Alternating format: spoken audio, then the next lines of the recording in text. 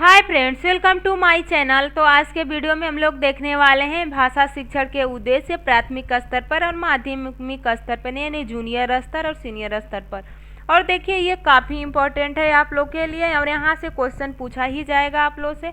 अगर आप लोग बाकी के क्लास नहीं देखे हैं तो आप लोग उन क्लास को ज़रूर देखिएगा, क्योंकि आप लोग को बेसिक कंसेप्ट क्लियर रहेगा, तभी आगे के पॉइंट्स भी समझ में आएंगे। तो चलिए हम लोग अपनी वीडियो को स्टार्ट करते हैं। वीडियो स्टार्ट करने से पहले आप लोग चैनल को सब्सक्राइब कर लीजिएगा, अपने ग्रुप में भी शेयर कर दीजिएगा। देखिए भाषा शिक्षण के उद्देश्य क्या है, इसके बारे में हम लोग देखने वाले हैं कि भाषा शिक्षण का उद्देश्य क्या है। प्राथमिक स्तर पर या जूनियर स्तर पर, दोनों में से कुछ भी पॉइंट मेंशन करके आप लोग से क्वेश्चन पूछ सकता है, तो आप लोग को पता होना चाहिए। तो चलिए हम लोग देखते हैं।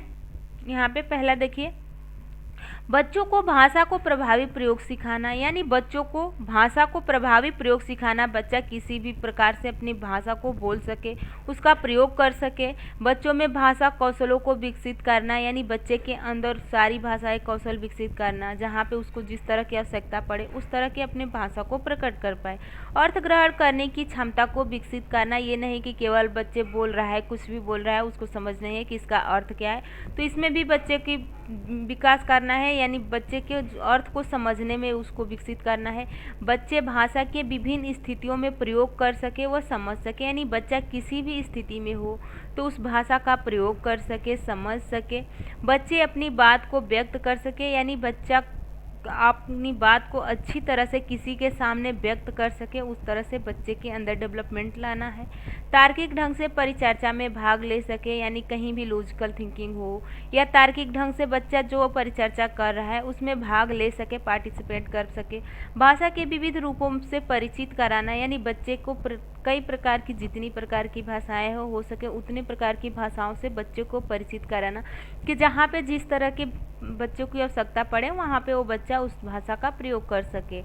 सृजनात्मकता का विकास करना, सृजनात्मकता का विकास करना, क्रिएटिविटी, बच्चे के अंदर क्रिएटिविटी लाना, कि बच्चा हमेशा कुछ नया करने के लिए सोचे।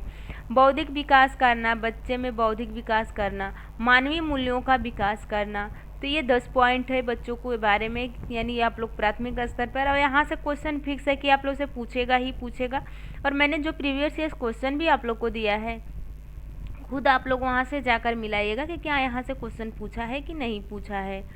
देखिए अगला देखते हैं, माध्यमिक स्तर पर, सीनियर स्तर पर।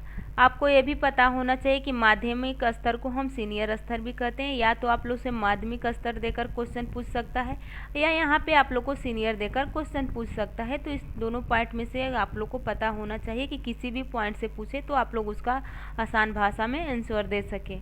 देखिए यहाँ पे है, संदर्भ के अनुसार भाषा प्रयोग सिखाना, यानी किसी भी पॉइंट पे बच्चे को भाषा का, तो संदर्भ के अनुसार उस भाषा का आलोचना कर सके, समझ सके, दूसरों को समझा सके, अपनी बातों को कह सके।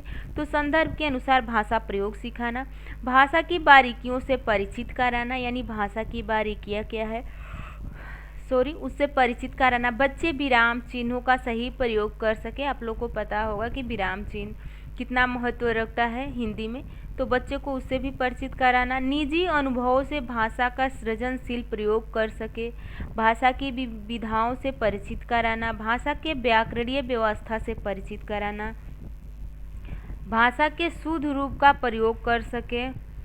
हिंदी के सौंदर्य बोध को समझ सके। भाषा की संरचनाओं का विश्लेषण कर सके, यानी भाषा की जो स्ट्रक्चर है उसको विश्लेषण, यानी उसको अलग अलग करके समझ सके, दूसरों को समझा सके। इस तरह से बच्चे के अंदर क्रिएटिविटी लाना है, सृजनात्मकता लाना है। भाषा के महत्व से परिचित कराना, बच्चे को बताना कि इस भाषा का महत्व क्या है हमारे जीवन में, अगर भाषा ना होती तो हमें क्या परेशानी हो सकती है, इसके बारे में बच्चे को बताना। तो आज के ये सारे पॉइंट्स आप लोग के थे, और इन सारे पॉइंट को आप लोग को समझना काफ़ी हेल्पफुल, बहुत ज़रूरी है, और आप लोग के लिए हेल्पफुल होगा अगर आप लोग अच्छे से इसको पढ़ लेते हैं तो आप लोग को अपनी कॉपी लिखने में। और देखिए मैं ज़्यादा फालतू की चीज़ें आप लोग को नहीं पढ़ाती हूँ, क्योंकि हमें पता है कि आप लोग को किस तरह से अपनी तैयारी करनी है या कितनी आप लोग को पढ़नी है। तो जो आपके काम लायक है, जो आप लोग से एग्ज़ाम में पूछे जाएंगे, मैं उसी पॉइंट पे डिस्कशन करती हूँ। तो आप लोग एक भी पॉइंट मिस मत कीजिएगा। ये मैं कोई फालतू इसमें पॉइंट भी नहीं डालती हूँ जिससे कि आप लोग का टाइम वेस्ट होके। तो आप लोग अपने कोई भी पॉइंट को मिस मत कीजिएगा, अपनी कॉपी में नोट्स बनाते हुए चलिएगा। तो चलिए नेक्स्ट वीडियो में बहुत जल्द मिलेंगे। आप लोग चैनल को सब्सक्राइब कर लीजिएगा।